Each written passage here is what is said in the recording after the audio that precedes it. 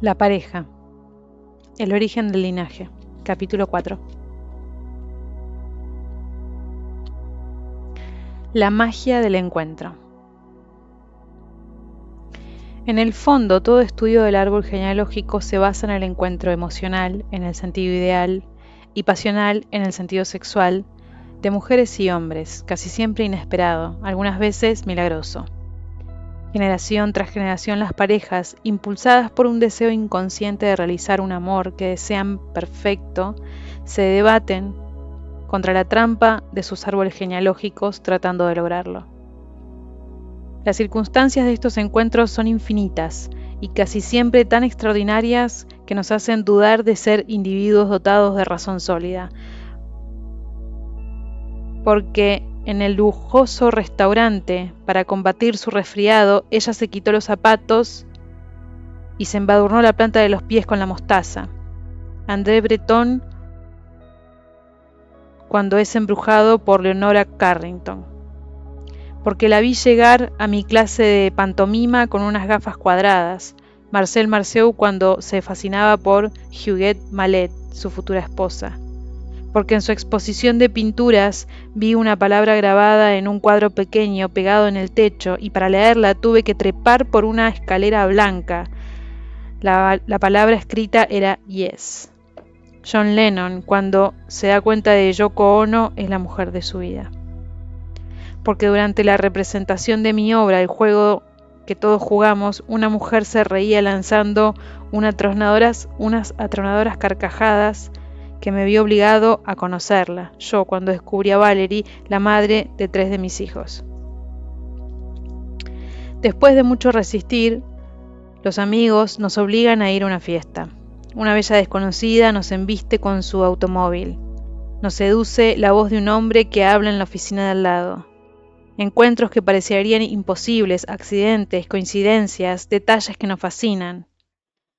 Francisco se enamora de Francisca, Luisa de Luis, Claudio de Claudia. Podríamos pensar que los nombres están cargados de una fuerza magnética, que no son un hombre y una mujer los que se enamoran, sino nombres que buscan su reflejo. La mujer ideal puede caer del cielo. La famosa cantante de tangos, Libertad Lamarque, en un momento de soledad depresiva se lanzó por la ventana desde un 4º piso y cayó sobre un hombre que por primera vez caminaba por esa calle. A ella no le pasó nada, pero a él le rompió varias costillas. Sintiéndose culpable, lo acompañó al hospital y luego lo visitó hasta que se pudo restablecer. Se enamoraron y se casaron.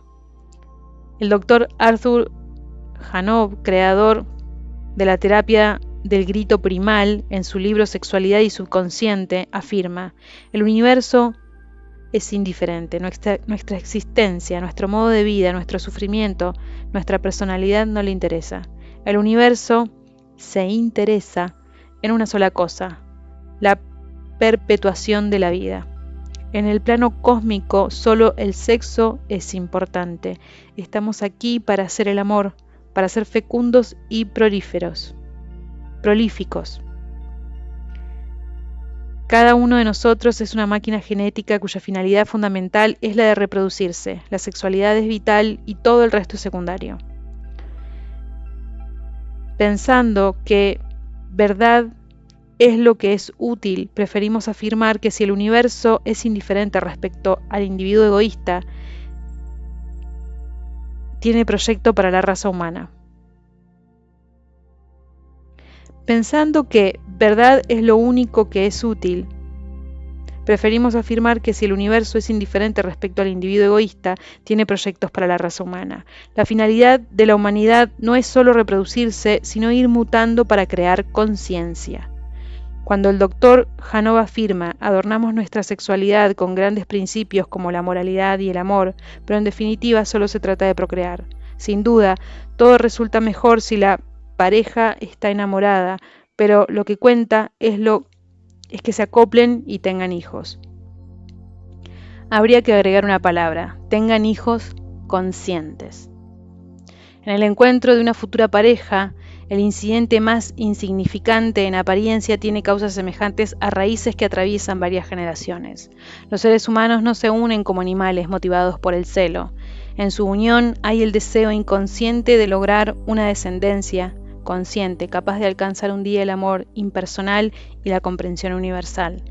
De una generación a otra, con torpeza a veces, con sufrimiento otras, se avanza hacia un desarrollo de la conciencia. En muchas ocasiones triunfa la trampa genealógica y la evolución parece estancarse. Sin embargo, lentamente el proceso evolutivo, a través de sucesivas generaciones, realiza los intentos del futuro. Anne-Marie, una mujer de apariencia normal, nos cuenta cómo conoció a su marido. Durante el transcurso de una fiesta, con una torpeza increíble, tropezó y volcó su vaso de zumo de naranja sobre mi vestido blanco. Pero ¿cómo es posible que un vaso de zumo de naranja pueda unir a dos seres? ¿Y ese vínculo creado por aquel incidente es tan absurdo como parece? La señorita con su vestido blanco manchado de zumo de naranja, Anne-Marie, es hija de Christian, profesor de literatura y director de escuela de Marsella, cuyo padre había muerto durante la Primera Guerra Mundial. Desde su infancia, él vivió con su madre, Anne-Marie. Un padre ausente, metáfora de Dios, había engendrado con Marie-Anne, metáfora de la Santa Virgen, el Hijo Perfecto, Christian, metáfora de Jesucristo. Así, el profesor de literatura, guiado por una gran fuerza moral religiosa, contraerá matrimonio a la edad de 33 años con Marie-Madeleine. A este respecto, cualquier comentario resulta superfluo. Quien a su vez es también profesora de literatura y muy beata. Esta pareja de padres, huyendo del pecado sexual, se refugian en sus cabezas como si éstas flotaran 1 metro por encima de sus cuerpos, reprimiendo todas las pulsiones naturales de su hija. Ella, embarada dentro de su vestido blanco almidonado, solitaria en medio de la fiesta, se siente prisionera dentro de un cuerpo frío y seco. El zumo de naranja derramado, fruto del calor, del fuerte sol, le revela la ardiente humedad enclaustrada en su vagina. Toma conciencia de que a partir de la pubertad ella siempre ha deseado ardientemente tener una relación con un extranjero proveniente de un país bañado por los rayos del sol. Pero Octave es también francés. Entonces, músico fracasado, mal estudiante, pusilánime e infantil, es a su vez hijo de otro Octave. Policía también, apocado e inmaduro, que, en cambio, es hijo de otro Octave de carácter, esta vez intrépido y aventurero, fuerte y capaz de partir de su país para instalarse en Marruecos y allí amasar una fortuna vendiendo naranjas. Tras haber disfrutado de una vida fastuosa, muere asesinado sin que se pueda saber jamás ni a manos de quién ni por qué. El segundo Octave se escapó a Francia, dilapidó la fortuna y se hizo policía, acaso con el deseo inconsciente de continuar buscando al asesino. El tercer Octave, nuestro enamorado, creció sintiéndose tan poco hombre como su padre, elevando al rango de mito la virilidad de su abuelo. Es preciso añadir que la madre de nuestro joven había muerto de un cáncer de pulmón cuando él apenas contaba 5 años, y para conseguir aquella virgen vestida de blanco, metáfora de la madre convertida en ángel, se sirve del zumo de naranja, la fuerza mítica de su abuelo. Ella, por su parte, obtiene el calor de este extranjero que tanto deseaba por intermediación de un compatriota, para lo cual él le resulta muy útil. Esa es, en efecto, la condición por la que los abuelos, llenos de prejuicios, aceptan como su prometido a alguien que, por añadidura, puede enseñar literatura. Él, por su parte, acepta ejercer dicha enseñanza, la cual le eleva ante sus propios ojos por encima de su condición de hijo de policía.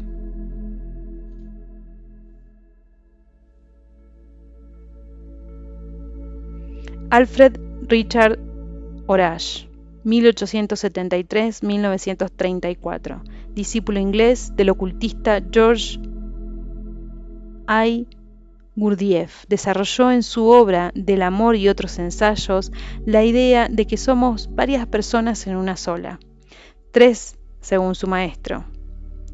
Los tres sistemas principales, cerebral, nervioso e instintivo, existen uno junto a otro, a veces aparentando cooperar, pero casi siempre sin lograrlo y por lo general con propósitos opuestos. El resultado de esta división interior es que tres personas totalmente diferentes se disputan en nosotros el gobierno de nuestras acciones y rehusando cooperar se obstaculizan las unas a las otras. Rara vez sucede que los tres pendencieros se enamoren al mismo tiempo o con el mismo objeto. Uno está enamorado, los otros no, o bien resisten, o cuando el amante se descuida hacen infiel a su organismo. En tales circunstancias, ¿qué es un amante? Para responder a la pregunta de Horace, hay que distinguir entre 7 grados de amor: amor físico, amor sexual, amor emocional, amor intelectual, amor consciente, amor cósmico y amor mágico. Se pueden experimentar los 4 primeros. El quinto y el sexto son raros y depende tanto del esfuerzo como de la perseverancia. Y el amor mágico no depende de la voluntad, solo se le conoce cuando se han realizado los 6 amores precedentes. El amor físico es básicamente el encuentro de dos cuerpos motivados solo por la necesidad de compañía, un lazo físico que no incluye las otras dimensiones del ser humano. La pareja duerme, come, trabaja, fornica sin pasión, no es capaz de intercambiar ideas, vive cada uno encerrado en la cárcel de su individualidad egoísta, concediendo solo la presencia corporal. Es una forma de amor semejante al de los animales domésticos. Cualquier intento de uno de ellos de desarrollar sus capacidades provoca en el otro angustia, rabia, enfermedad o reacciones encarnizadas para impedir avanzar por un nuevo camino. El amor sexual está basado en las atracciones e impulsos del instinto de reproducción. Los hombres buscan el poder, la satisfacción de poder. Las mujeres buscan la satisfacción, el poder de satisfacerse. Atraídos por el señuelo del placer, la procreación es función particular de ambos, del amor sexual. El universo desea la multiplicación de la especie. Después de cohabitar, satisfechos se rechazan hasta que otra vez surge la necesidad sexual. Cualquier desarrollo espiritual de uno de ellos apaga esa pasión. El amor emocional es a menudo la reproducción de la situación emocional que se tuvo en la infancia. Un padre ausente provoca la unión con un hombre que vive en otra ciudad. Una madre fría provoca la unión con un hombre incapaz de amar. Los que en la niñez fueron humillados, golpeados, víctimas de abusos, desilusionados, más tarde buscan un tipo de relación que reproduzca tales sufrimientos. Esta afinidad descontrolada, tarde o temprano, naufraga en los celos y la posesión. La persona amada se vuelve objeto de indiferencia o de odio. El amor intelectual descuida el cuerpo, las emociones y la sexualidad en pro de la comunión mental. El hombre ama a una mujer ideal, imposible, lejana. La mujer necesita que el hombre le entregue todo, hasta la vida, para poder amarlo. Un antiguo cuento árabe narra cómo un poeta se enamora de una princesa viendo su retrato. Le dedica versos sublimes que ella, al conocerlos, toma como una ofensa. Un miserable poeta no puede albergar tales sentimientos por una persona de su rango. Él, sin embargo, decide atravesar el océano en una pequeña barca para encontrar a su bien amada. Durante la travesía, azotado por una tormenta, pierde las esperanzas de llegar. Se enferma de amor. Los vientos lo depositan agonizante en la playa, incapaz de ir más lejos. La princesa, enterándose de la llegada de quien ella desdeña, decide ir a su encuentro para castigarlo por su arrogancia. Cuando lo ve a punto de morir, se enamora de él. Estos hechos podría decirse que pertenecen solo al mundo de los cuentos, pero en cambio se pueden producir en la vida real, como el caso de la poetisa de origen aristocrático Teresa Wilmsmont de 1893 a 1921, una de las mujeres más bellas de Chile. Horacio, un poeta de 19 años, se enamora perdidamente de ella. Teresa lo rechaza. Él no entiende de razones. Durante un año la llama, la sigue, le dedica poemas. Ella, con su altiva frialdad, le dirá a una amiga: el amor de los vivos no me interesa. Le repite que no lo ama. Horacio se suicida cortándose las venas. Ante esa muerte, la frialdad de Teresa se derrite. Guarda riguroso lútero y escribe ardientes poemas para Horacio. ¿Por qué te fuiste, amor? ¿Por qué, me pregunto, 1000, 2000 veces al día? No acierto a hallar la respuesta alguna que alivie el feroz dolor de mi alma.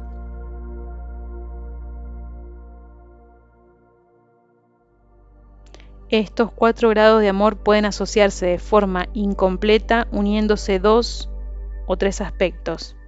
El amor intelectual puede sumarse al emocional, careciendo de intereses pasionales y materiales, o bien unirse solo al amor sexual, produciéndose una carencia de bondad y seguridad material. Si se une solo al amor físico, carecerá de calor humano, sumergiéndose en la crueldad. La suma del amor emocional y el amor sexual carecerá de organización mental y material, conduciendo a excesos pasionales, como los celos. El amor emocional, unido solo al amor físico, desembocará en la posesividad. El amor sexual, unido al amor físico, conducirá a relaciones sin alma. Aun cuando se unan 3 de estas formas de amar, si falta una cuarta, la pareja vivirá sintiéndose incompleta. La ausencia de amor físico produce abandono. La ausencia de amor sexual conduce a la insatisfacción.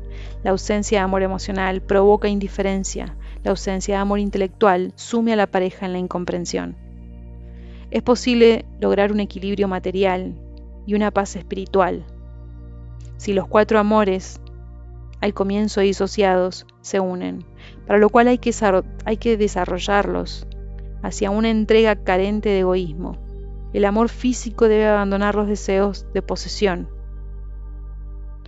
Ambos compartirán con placer el espacio, pero siempre guardando un territorio personal. Nunca invadirán el sitio privado del otro, respetando su necesidad de soledad. El amor sexual debe experimentar una complicidad basada en la confianza y el dominio de los celos. El placer de ambos será mutuo y sin límites. Se permitirán expresar sus deseos, aceptando satisfacer la fantasía del otro, pero también con el derecho a negarse. En este caso, el no será un compromiso que les permita buscar la satisfacción en quien se la pueda dar. La sublimación y la abstinencia serán sinceras y no disfraces de la frustración. El amor emocional debe abandonar el deseo de desaparecer disolviéndose en el otro. La simbiosis termina siempre en una lucha por devorarse. Se amarán sin aspirar a una quimérica fusión, deseando serlo todo el uno para el otro. Se encerrarán en una relación exclusiva. Agregarán a su cariño el cariño por sus familiares, amigos, colaboradores, por la humanidad entera. Reconocerán que el amor no es la búsqueda de la igualdad, sino la diferencia complementaria. No serán dueños ni propiedad del uno del otro, se atarán con nudos que siempre sabrán deshacer, se protegerán mutuamente sin nunca privarse de su libertad. Avanzarán juntos, bendiciendo cada uno de sus pasos, pero si su camino se separan, lo aceptarán deseando lo mejor para el otro en su nueva vida. El amor intelectual debe abandonar la búsqueda narcisista del alma espejo. Ambos, mediante una comprensión exenta de dudas, fuera de toda invención literaria, deben llegar a un goce mutuo del silencio esencial, respetando siempre lo que son, con derecho a expresar su propia visión del mundo, aunque no estén de acuerdo el uno con el otro, teniendo derecho a desarrollar su pensamiento en la dirección que les convenga. Todo esto podemos realizarlo mediante un trabajo consciente que nos permita vivir en armonía, primero con nosotros mismos y luego con el otro, desprendiéndonos de actitudes infantiles, aprendiendo a perdonar, a amarnos tal como somos, obedeciendo más a la intuición que a la razón, viviendo el momento presente, aceptando lo que viene y no intentando retener lo que se va, dando sin esperar nada a cambio, siendo sinceros, no mintiéndonos ni mintiendo al otro. Se puede entonces lograr el amor consciente, poniéndonos como meta el perfeccionarnos a nosotros mismos, no esforzarnos para que el ser amado llegue a alcanzar su propia perfección, sean cuales fueren las consecuencias para nosotros. Con humildad y tolerancia estudiamos qué es y qué puede llegar a ser, siguiendo sus propias inclinaciones, previendo hoy sus necesidades de mañana, sin pensar nunca en el que esas necesidades puedan quitarnos a nosotros. Si la pareja realiza el amor consciente, que engloba los 4 precedentes amores, puede luego descubrir el amor cósmico. Los amantes sobrepasan las fronteras de su personalidad, sienten la unidad de todo lo que existe, la inconmensurable fuerza que dirige la danza universal, sienten por debajo del tiempo que incesante se escurre otro tiempo donde ni el espacio ni el movimiento pueden existir. Sienten la conciencia impensable que anima la totalidad. No aman solo el cuerpo del otro, sino también la energía misteriosa que lo anima. No aman solo los sentimientos del otro, sino también el amor infinito que crea a la materia y a la conciencia. Obedecen a la atracción sexual por el otro, sabiendo que la meta no es solo la creación de hijos, sino la captación a través del orgasmo de la alegría creadora del cosmos. No aman solamente la mente del otro, sino el infinito que ella es capaz de transmitir, sobrepasando la angustia de la muerte. Pueden decirse, en el silencio central de la mente, jardín invisible donde nada es, acojo tu silencio, lo respeto y lo comprendo. Nuestras palabras adquieren dignidad y con la purificación de ellas intercambiamos el placer de crecer juntos, ofrendándonos los frutos de la vacuidad. Somos cómplices aspirando al tesoro de la unidad universal, abriendo paso a la luz sin intentar poseerla. Somos libres de expandirnos hasta sobrepasar el último límite, aceptando con humildad el cambio continuo, abriendo puertas y ventanas, armarios y cofres, ofreciendo todo al festín de los otros, conservando sin embargo aquello que es imposible dar, el ojo de la conciencia capaz de verse a sí mismo.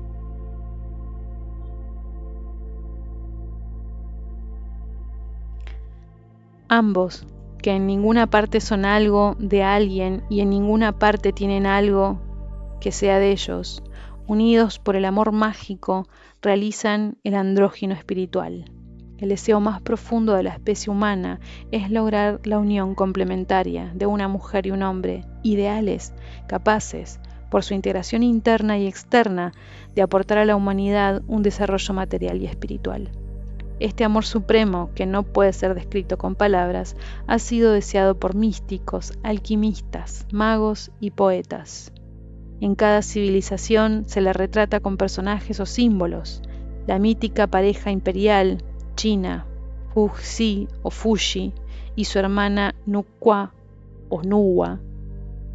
El patriarca hebreo Abraham y su esposa Sara, Jesucristo y su madre María, María Magdalena en realidad. El dios Shiva y su compañera Shakti, Manco Cápac y Mama Oclo en Perú, el yin y el yang taoísta, el doble triángulo cabalístico formando una estrella de 6 puntas, la unión de la escuadra y el compás masónicos, el Rebis o hermafrodita alquímico, el matrimonio de las deidades egipcias Nut, Madre Cielo, y Geb, Padre Tierra, etc. Sin pensar que este sentimiento es mítico, imposible de realizar, los amantes conocen el amor mágico cuando, con absoluta certeza, desarrollan entre ellos una completa confianza. Cesan de pedir y en cambio invierten, aceptan con felicidad al otro tal como es, sin tratar de cambiarlo para usarlo como espejo o como público, cuando cada momento juntos es fuente de una tranquila felicidad. Cuando realizan una obra donde la competición no tiene cabida, cuando se ponen de acuerdo naturalmente, sin necesidad de discusiones, cuando ambos viajan hacia una misma meta, cuando consideran un deber primordial ayudar a los necesitados, cuando desarrollan una responsabilidad impecable, cuando el contacto entre sus cuerpos y de sus almas es un placer paradisíaco, cuando realizan el amor impersonal y transidos de compasión infinita trabajan para que todos los seres existentes lleguen a la conciencia. Cada uno de estos 7 grados de amor, si la pareja se reproduce, ofrece a los hijos un destino diferente.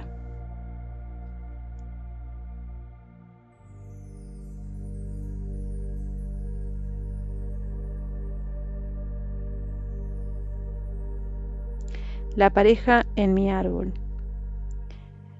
Encuentro y fecundación, conflictos y cooperación. El árbol genealógico es esencialmente el producto de 7 parejas. 4 parejas de bisabuelos, 2 parejas de abuelos y una pareja de padres.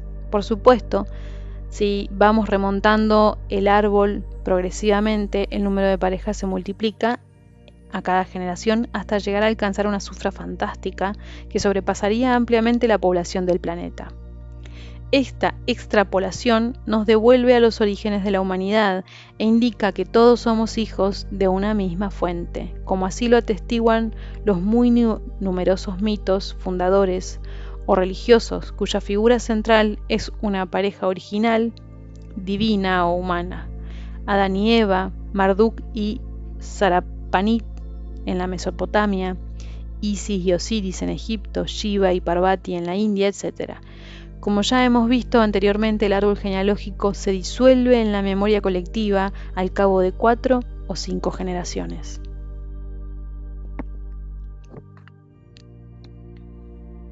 Las 7 parejas de las que debemos hablar aquí son nuestras parejas más personales, únicas en nuestro árbol, que representan el linaje por el cual nosotros hemos venido al mundo.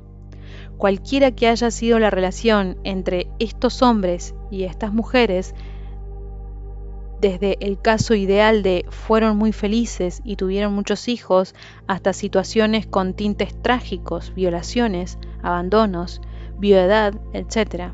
Nosotros somos el producto de estos 7 encuentros sexuados entre mujer y un hombre, una mujer y un hombre. Así pues, en la base del árbol siempre estará la pareja. ¿Y en qué aspectos de estas parejas debemos fijar la mirada? Aquí de nuevo vamos a dirigir y unir 2 visiones opuestas. Vamos a distinguir y unir 2 visiones opuestas y complementarias.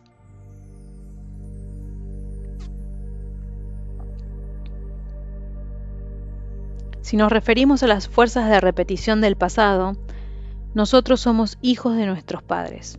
A este respecto se pueden dar 2 casos posibles: que yo sea un hijo o hija deseado o que yo sea un accidente. El hijo deseado tiene como misión cumplir con el proyecto que sus padres han desarrollado para él, mientras que el hijo accidental debe de una manera u otra hacerse perdonar su venida al mundo, desarrollando cualidades lo más convincentes posibles, como en el caso tan frecuente de los niños adultos, que desde sus años más jóvenes toman a su cargo a sus padres adolescentes o infantiles que se sintieron sobrepasados por un nacimiento que no habían previsto.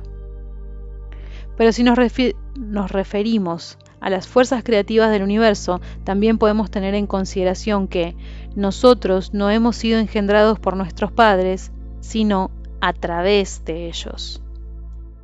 En vez de decir que la madre hizo un hijo, habría que decir que el hijo se hizo en la madre. Nuestra venida al mundo sobrepasa la voluntad individual de los padres. Ellos no son sino vectores, transmisores e intermediarios. Así, cualquiera que llegue al mundo puede afirmar, era necesario que yo naciera, o incluso, yo he querido nacer.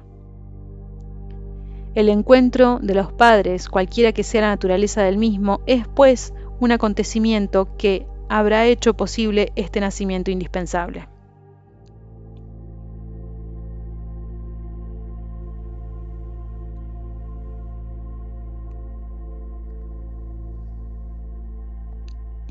A lo largo del estudio del árbol, se van a ir entrecruzando dos mitos sobre nuestro origen.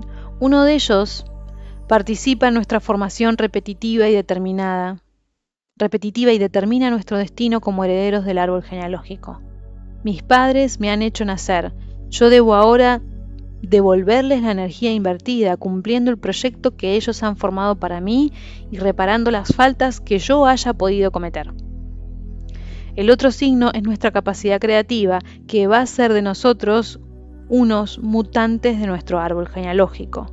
Yo debía nacer y mis padres me han permitido hacerlo. Mi misión es expresar, bajo la forma única que me ha sido concedida, el proyecto de la conciencia tal y como se manifiesta a través de mí. Mis actos creativos serán una aportación vital para mi árbol genealógico, para la sociedad y para la humanidad entera.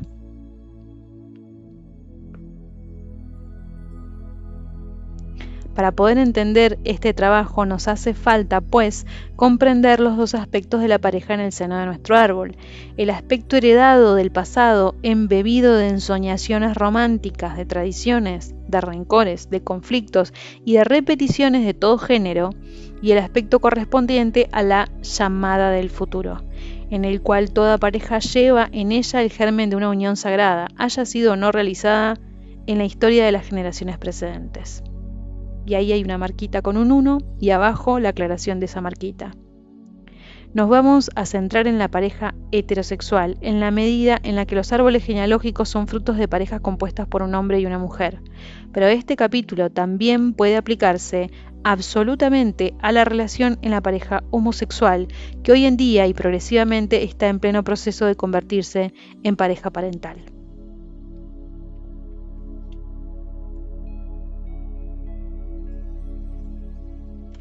El mito de los orígenes, la fecundación.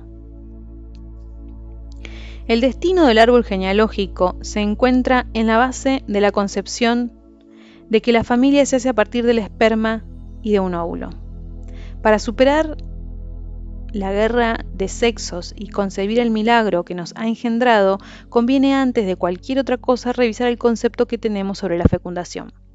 En efecto, la forma con la que los científicos describen la manera en que cada uno de nosotros viene al mundo se inspira aún hoy en la noción darwiniana de la supervivencia de los más aptos. Esto da pie a la siguiente descripción con algunas variantes.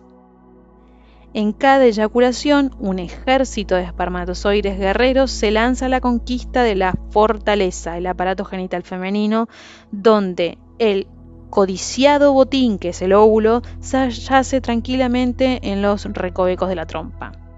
Desde su entrada en esta plaza fuerte, la tropa se enfrenta a numerosos obstáculos: secreciones vaginales, mucosidad procedente del cérvix, así como otras pruebas que servirán para la selección a los más vigorosos. Después vendrá la interminable progresión a través del útero, durante la cual los asaltantes se irán agotando mientras lo atraviesan a grandes golpes de flagelo. Más tarde, finalmente, los que hayan hecho más mérito llegarán hasta la cara de aquel enorme óvulo, debiendo librar una dura y última batalla para penetrar en él, y solamente logrará, tras vencer las últimas resistencias, un único triunfador. Esta metáfora guerrera y masculinista nos presenta la fecundación como una conquista casi una violación en la que los espermatozoides disputan sin piedad su competición mientras el óvulo, pasivo y atónito, espera ser conquistado, incluso violado o profanado, como lo son siempre las mujeres de los vencidos en las guerras.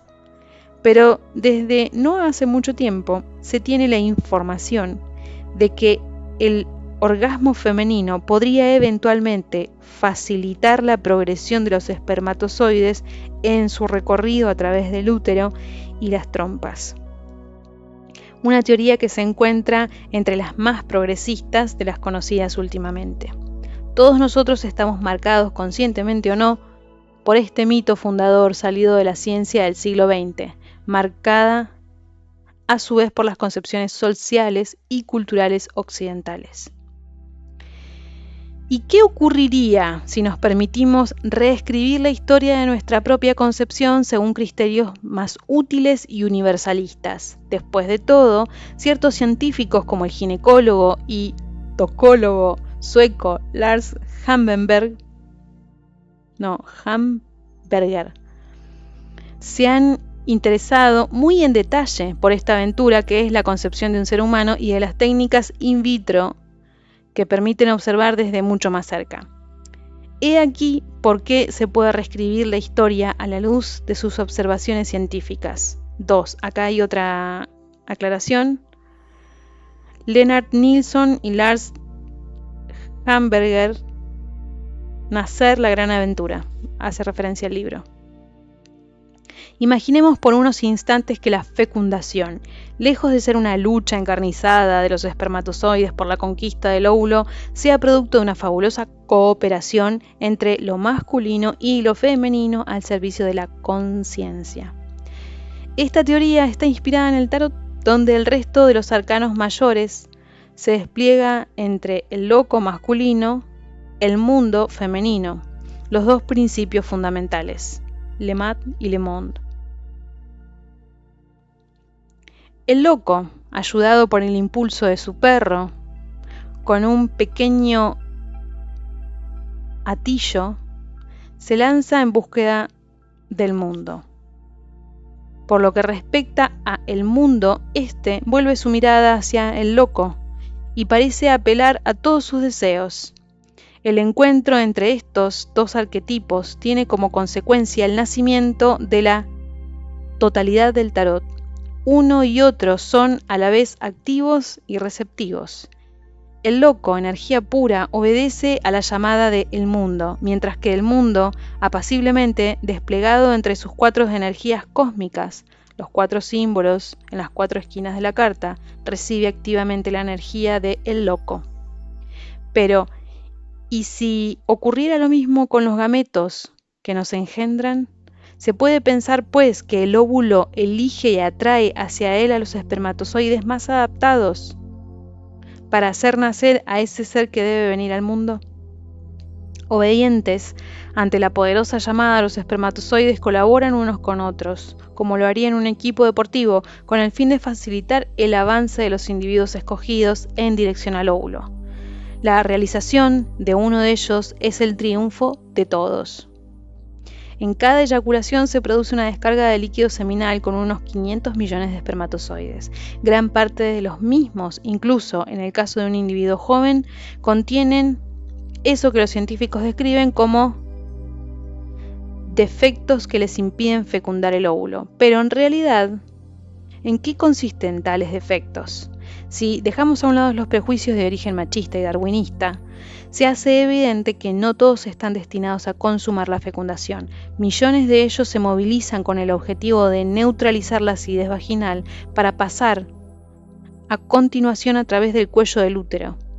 Los que continúan con su avance remontan a corriente los cilios vibrátiles que tapizan las paredes del útero y de las trompas. En realidad, los espermatozoides llevan en su interior y desde su origen una colección de mitocondrios, la central energética de la célula, que les permite resistir alrededor de 24 horas, aunque después de dicho plazo será necesario que se recarguen en la trompa. Cuando por fin alcanzan su objetivo, apenas superan una centena. Todos los demás se han sacrificado para facilitar el avance de un pequeño grupo.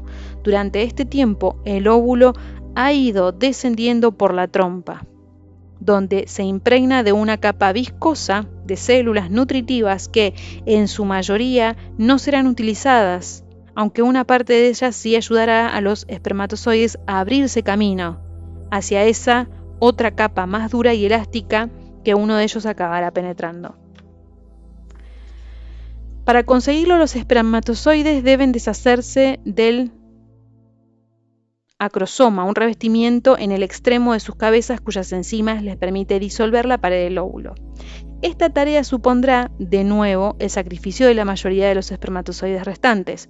Los últimos, alrededor de una decena, consiguen atravesar la pared del óvulo y quedan allí implantados, removiendo rítmicamente sus flagelos, y hacen girar al óvulo en sentido contrario a las agujas de un reloj.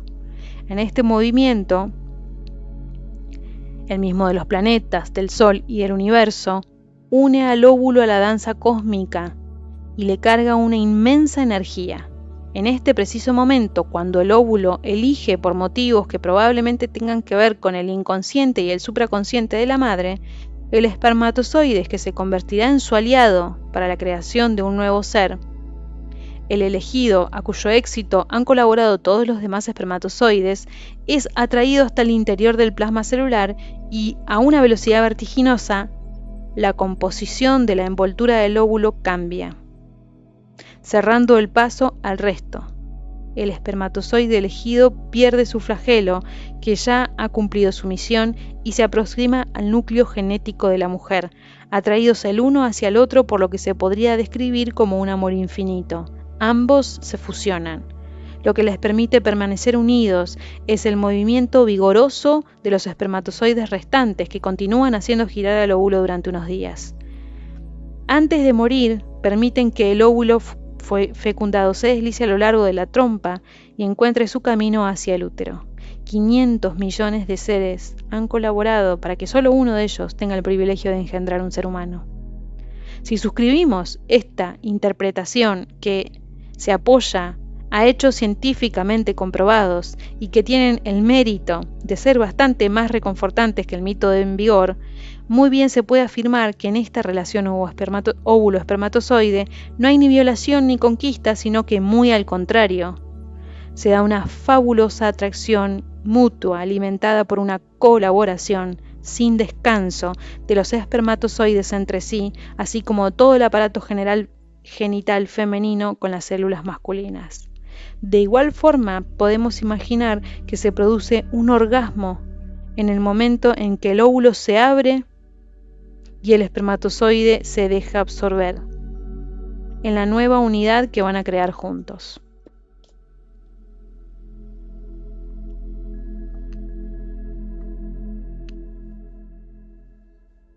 Cualesquiera que sean las circunstancias de nuestra venida al mundo, lo que sí se puede afirmar es que en todos los casos, lo que nos ha sucedido se debe a que cada uno de nosotros debíamos nacer.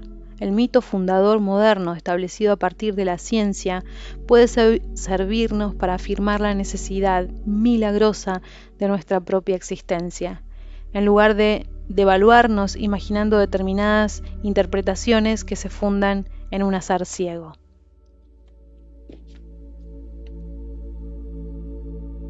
Masculino y femenino, dos identidades adquiridas. La concepción que haga nuestro árbol genealógico de lo masculino y lo femenino va a determinar nuestra idea sobre nosotros mismos, en tanto que individuos sexuados y por consiguiente sobre nuestra visión de la pareja. Serán dos las concepciones que esencialmente se opongan. Por una parte, una concepción universal o sagrada de lo femenino y lo masculino, en la que las raíces se encontrarán, por ejemplo, en los arquetipos religiosos y en las parejas divinas. Por otra, una concepción cultural, social y familiar más restrictivas de los roles respectivos del hombre y de la mujer en la sociedad y que varía según las familias o las culturas.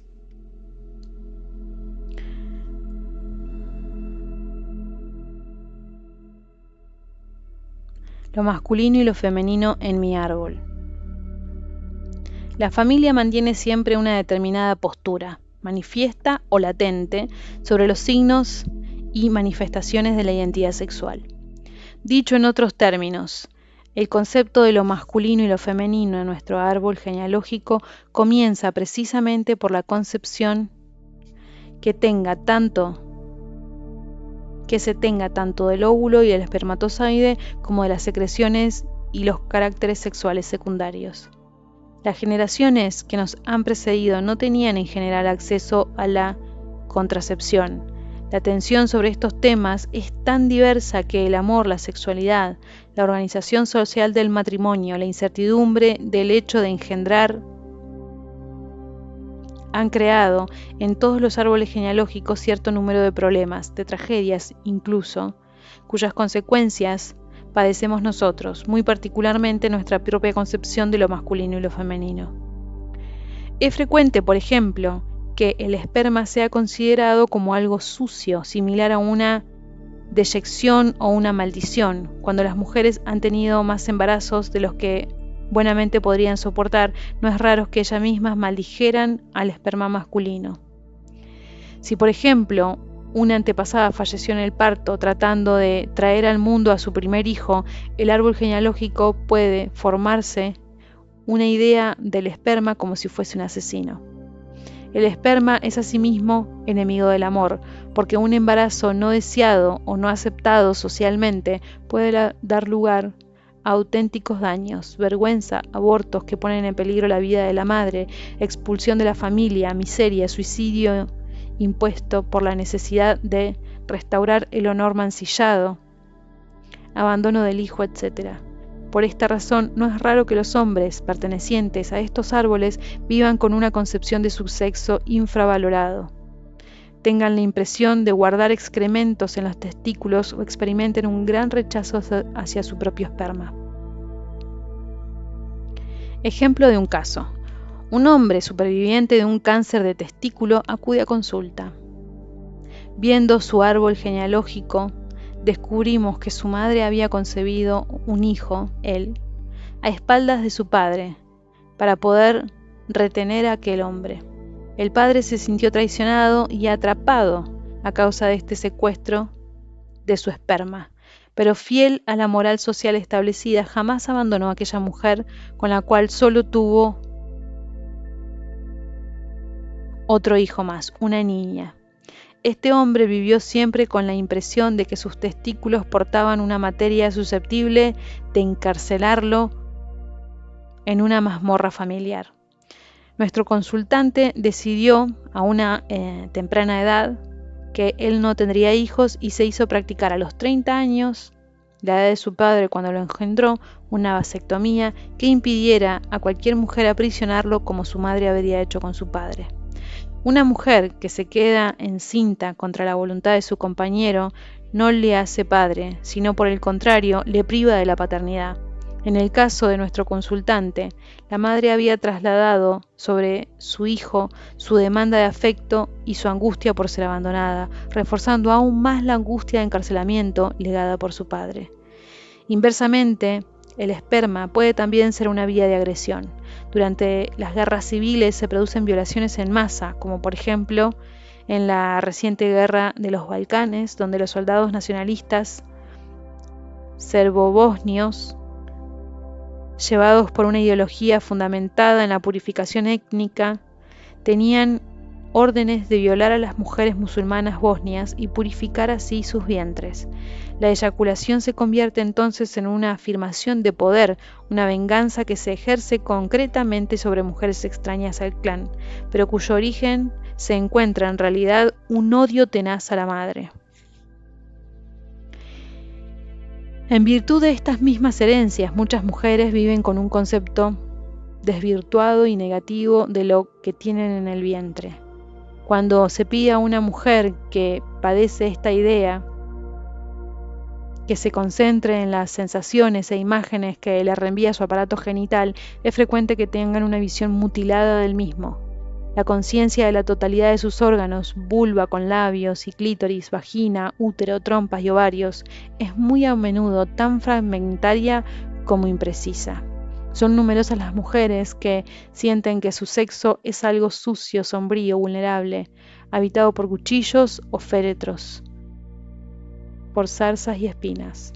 La menstruación, que es la manifestación concreta del periodo de fertilidad orgánica en la vida de una mujer, es dolorosa y descrita a menudo como maloliente, generadora de incomodidades, vergonzante, incapacitante, etc. Las prohibiciones y las repugnancias ligadas a la sangre menstrual en muchas culturas patriarcales, no son evidentemente en absoluto extrañas a estas devaluaciones. Las estadísticas de abortos clandestinos en el siglo XX, antes de que se legislara sobre la interrupción voluntaria del embarazo, son imprecisas. En el caso de Francia, las cifras varían entre 90.000 y los 250.000 por año. La práctica nos muestra que desde la generación de nuestros abuelos, estas experiencias son generalmente silenciadas en nuestros árboles genealógicos. Si nos remitimos a la memoria familiar, en ella no hay abortos, en todo caso algún embarazo malogrado. En cambio, encontramos menciones sobre una abuela o una bisabuela que tuvieron una muerte prematura a causa de un cáncer de matriz, una hemorragia, dolores de vientre, o sobre mujeres que como consecuencias del embarazo murieron a los 8 meses del nacimiento de su sexto hijo. En estos casos conviene preguntarse si no se trataba más bien de un séptimo embarazo cuya interrupción voluntaria entrañó la muerte de la madre. Estos secretos vinculados al hecho de engendrar pesan como una losa sobre la transmisión de lo femenino y lo masculino en el árbol genealógico. Desde una visión temporal, los órganos sexuales y la diferencia sexual nos confiere el poder de proyectarnos hacia la eternidad.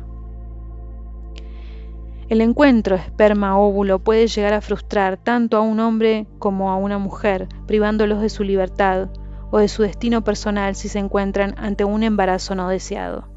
Por el contrario, dicho encuentro puede servir para realizar el poder creador de ambos si el embarazo es deseado, porque en el momento de la inseminación se realiza la totalidad del potencial del óvulo y del esperma. Igualmente, podría decirse que la famosa máxima sobre la envidia del pene, en la que reposa el psicoanálisis, quizá no es en realidad más que un deseo irresistible del óvulo de acoger a un espermatozoide, es decir, unir los poderes del esperma masculino y del óvulo femenino para engendrar. A este respecto, podemos aventurar que, por su parte, el hombre también desea irresistiblemente unirse al poder de gestación del aparato femenino.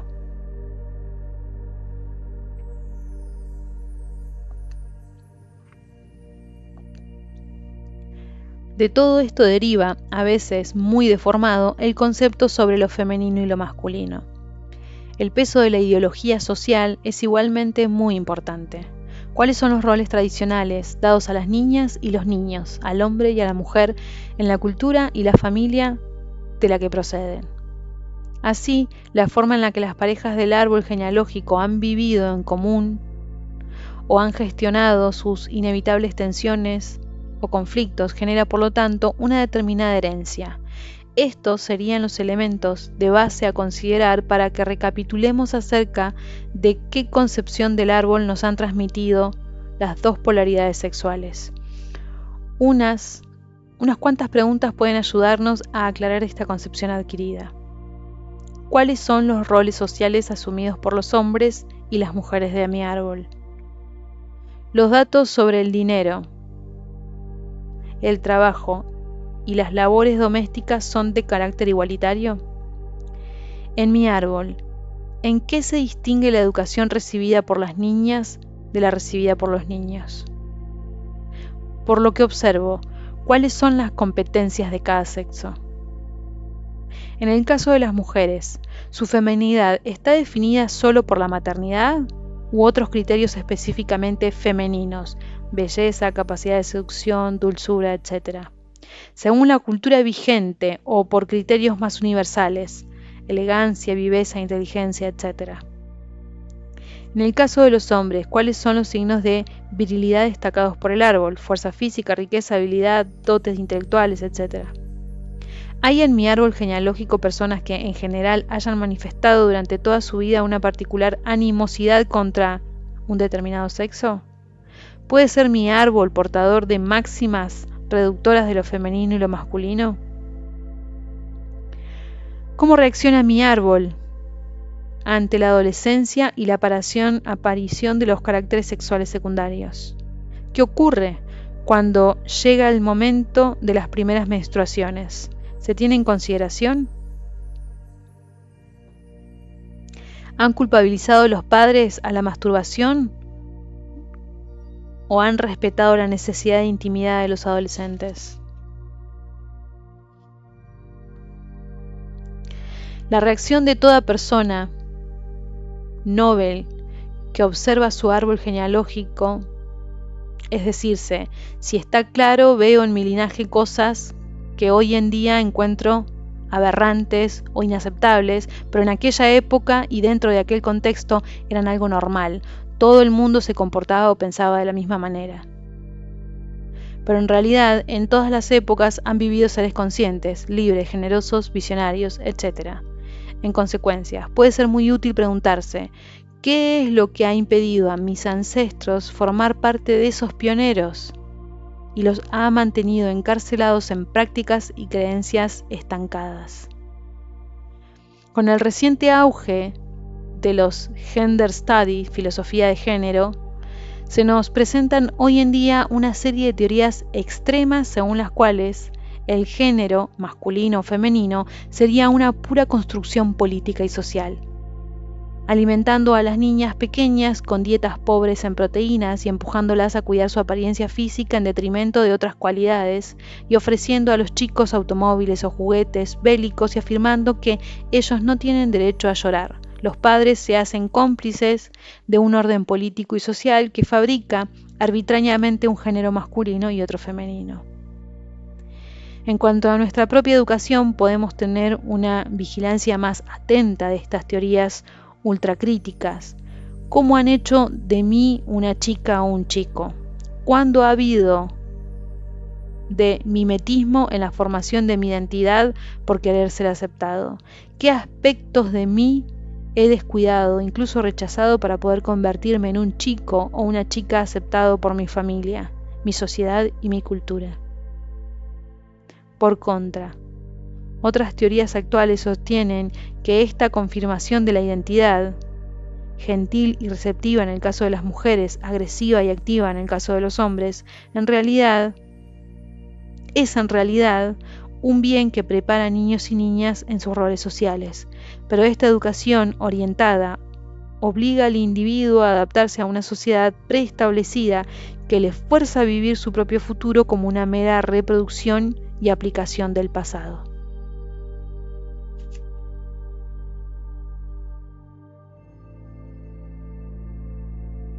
Complementariedad y conflicto, la pareja sagrada y la unión izquierda-derecha.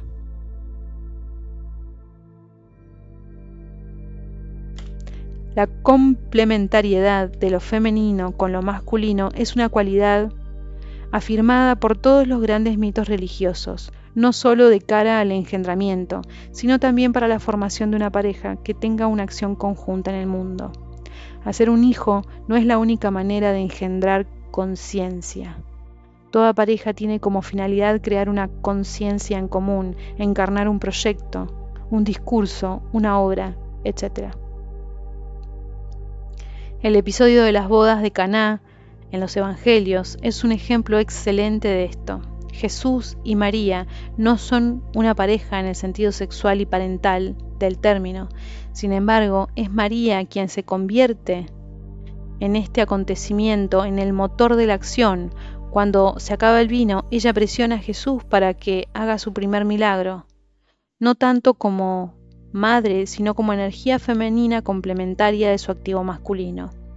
Él tiene la capacidad de transformar el agua en vino y ella ha entendido que ha llegado el momento de manifestar dicha capacidad. Pero Jesús le responde: mujer, aún no ha llegado mi hora. Él reconoce implícitamente su posición como igual femenino y se sitúa en un plano de igualdad. María insiste y consigue convencerlo, adoptando en ese momento una postura de esposa y no solo de madre. El milagro tiene lugar. Una nueva conciencia aparece en el mundo.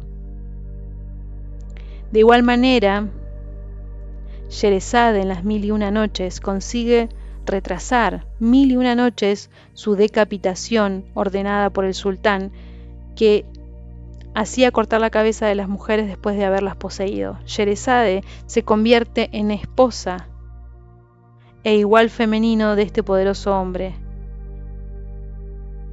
amansando su crueldad y odio con el arte y la imaginación. Una vez más, son estas dos polaridades complementarias las que se encuentran, y no para producir un hijo, sino para engendrar la conciencia. En el tarot de Marsella, además de la pareja de poder emperatriz-emperador y la pareja mítica luna-sol, el papa se ve flanqueado y precedido en orden numérico por la papisa, función inexistente en la cristianidad de esa época. El tarot colma así una creencia esencial de la Iglesia. En efecto, aporta al Santo Padre un igual femenino, reconociendo así la capacidad de la mujer para tener su propio lugar como guía espiritual. En el paraíso, Eva guía a Adán y despierta su inteligencia haciéndole comer de la fruta del árbol del conocimiento. Contrariamente a las interpretaciones medievales del mito, Eva se convertía en el origen de la falta esencial de todas las mujeres, vistas después como culpable de la caída original. Se podía decir que Eva, al despertar la inteligencia de Adán, sumerge a la pareja humana, hecha de esencia divina, en la realidad de la encarnación y de la reproducción, al dar a su compañero como objetivo hacer de la tierra un jardín. Finalmente, en las mitologías de religiones politeístas como en la Grecia antigua o la India, las peripecias de las parejas divinas, Shiva mofándose de Parvati a causa del color de su piel, Zeus siendo incesantemente infiel a Hera, etc., se escenifican con todo lujo de detalles, mostrando a la pareja en su vida cotidiana, repleta de conflictos y reconciliaciones. Incluso la disputa es iniciática.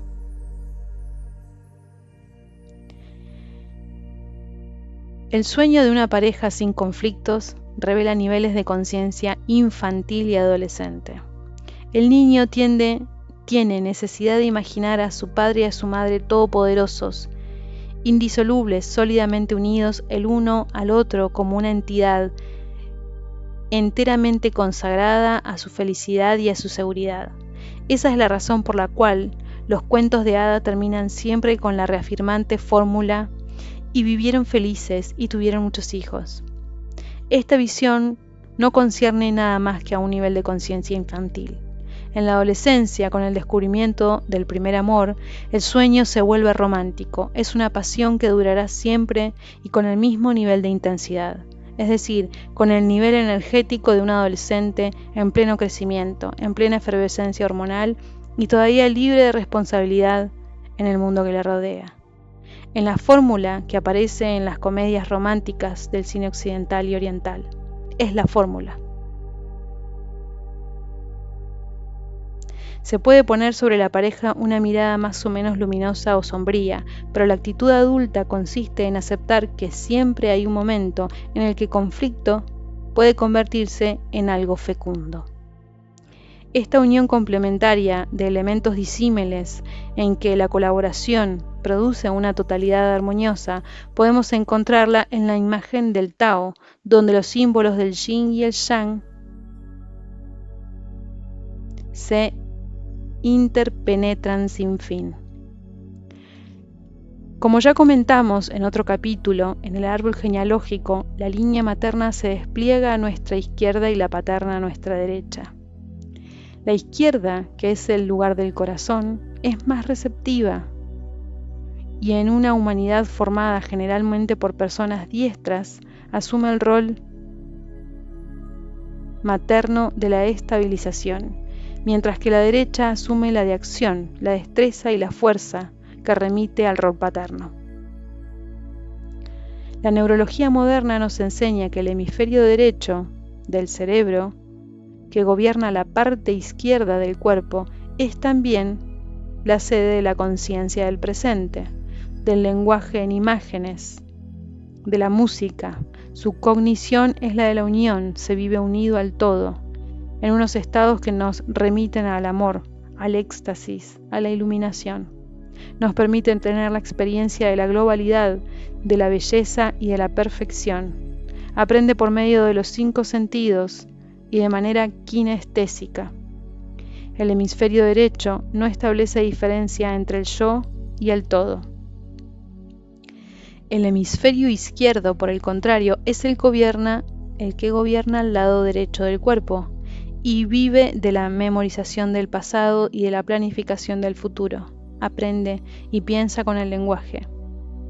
Domina el pensamiento lineal y metódico, además de categorizar y organizar los detalles. En el sitio de la inteligencia que calcula, que registra, el hemisferio izquierdo me permite pensarme en tanto que yo soy un individuo único, separado de todo. Establece claramente la distinción entre yo y el mundo, fijando todas las diferencias existentes. En nuestra civilización, las experiencias relevantes del hemisferio derecho del cerebro pertenecen en general al dominio de la relación con la madre, aprendizaje sensorial y kinestésico, unión inicial en el útero y en la época de la lactancia, primeros aprendizajes estéticos, etc. Mientras que los valores de individualización, de aprendizaje, de pensamiento metódico remiten al mundo del padre, acción en el mundo, afirmación del yo, adquisición del lenguaje y dominio de la realidad. Por este motivo, a la hora de representar el árbol genealógico, hemos conservado las reglas de orientación tradicionales, aceptando que éstas son dependientes de un pasado cultural común y no unas reglas universales y eternas. El cuerpo calloso del cerebro, situado entre los 2 hemisferios, es el lugar donde ambos se unen, de la misma forma que ocurre con las 2 paredes del árbol genealógico. Ver esquema del capítulo 2, que marcan una línea que desemboca en nuestra propia existencia. Esta colaboración entre los 2 hemisferios del cerebro, al igual que la colaboración entre nuestros padres, se revela como algo esencial para que nosotros podamos vivir como un ser unido. De la misma manera en que la unión de las competencias de los hemisferios cerebrales permite a un ser humano vivir una experiencia completa. Así, la aportación combinada del mundo paterno y del materno determina el equilibrio psíquico de cualquier niño. En la práctica, el encuentro de la mano izquierda con la mano derecha representa gestualmente la unión de los complementarios. Ambas son capaces de explorarse y acariciarse mutuamente y también de colaborar en una acción común.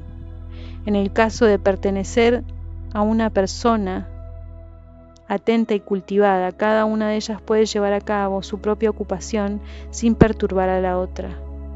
Esta es sin duda una excelente metáfora del amor y la pareja. Cuando las 2 manos se unen, la persona que las posee siente un gran placer, y es fácil de imaginar que toda pareja representa la mano derecha y la mano izquierda de la conciencia universal y que su encuentro supone para ella una enorme alegría.